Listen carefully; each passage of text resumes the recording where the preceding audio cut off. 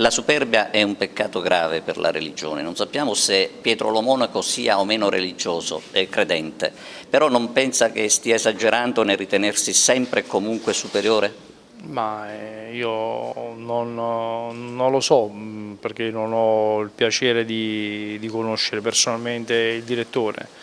Se ha detto delle cose che magari hanno potuto dar fastidio alla città di Agrigento, io posso soltanto dire che noi è la partita di domenica che contavano nei 3 punti e noi l'abbiamo ottenuti, poi tutto il resto sono parole che magari vengono dette anche dal nervoso, dalla convinzione che loro potessero magari vincere in maniera semplice qua ad Agrigento. Dal fatto che con l'Akragas ha perso 6 punti.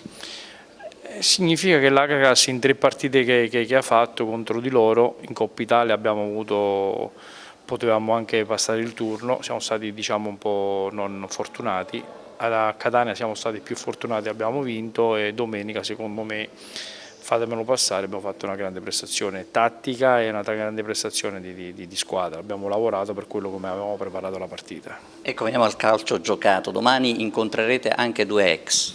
Domani abbiamo una partita importantissima perché sulle ali dell'entusiasmo dobbiamo continuare a lavorare, perché non sarebbe un grosso errore se domani facciamo una partita al di sotto. Io ho detto ai ragazzi stamattina, ho detto possiamo sbagliare tutto, il passaggio e tutto, ma non dobbiamo sbagliare l'atteggiamento, perché se sbagliamo l'atteggiamento mi arrabbio, perché non esiste proprio. Da adesso dobbiamo stare lì sul pezzo, dobbiamo cercare di fare poi se sono più bravi di noi gli avversari gli stringiamo la mano, come dico sempre, però noi adesso non possiamo più tornare indietro, abbiamo dimostrato che siamo una squadra che, se siamo con l'equilibrio mentale, fisico, convinti, non ce la giochiamo con tutti noi. Sportivamente gli stringete la mano, quello che è mancato domenica.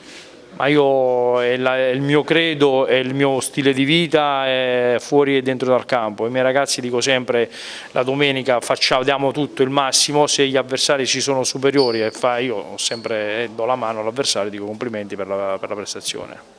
Ieri siete stati al centro commerciale, che clima hai trovato, Pasquale? Beh, sicuramente un bel clima, con i bambini, con altri tifosi, con i genitori, è stato veramente è stata una bella giornata, abbiamo passato 2 ore credo veramente belle, fantastiche, dove si è sentito il calore comunque della gente e dei bambini.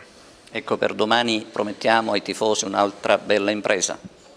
Io posso promettere solo che la squadra dà il massimo, suda la maglia per 95 minuti, questo lo posso promettere perché conosco i miei compagni di squadra e so che ogni domenica danno sempre il massimo.